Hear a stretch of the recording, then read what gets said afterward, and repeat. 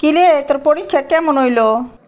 পরীক্ষা তো দিছি ভালোই, স্যারগো তো আবার ঠিক ঠিকানা নাই, কোন দিক দিয়ে কাইটে কুইটে নাম্বার দিব কমায়া আল্লাহ জানে। এই কথাটা কইছস দোস্ত ঠিকই, এত কষ্ট কইরা পড়াশোনা কইরা পরীক্ষা দেই, নাম্বার দেওয়ার সময় স্যাররা যে কিপটামিটা করে লাগে যে নাম্বার দিতেই স্যার। পরীক্ষা দিতে যাওয়ার সময় মারে কইলাম মা দুইটা ডিম সিদ্ধ কইরা দাও, খাইয়া পরীক্ষা দিতে যাই, পরীক্ষার রেজাল্টটা ভালো হইব না। মায়ে কইলো ডিম খাইয়া পরীক্ষা দেওয়া লাগবো না, তুই ফেল হবি।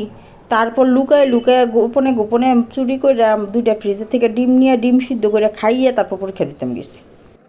তারপরও যদি ফেল করি সব দোষ স্যারে গো, স্যারেরা কি লেগে ফেল করাইবো।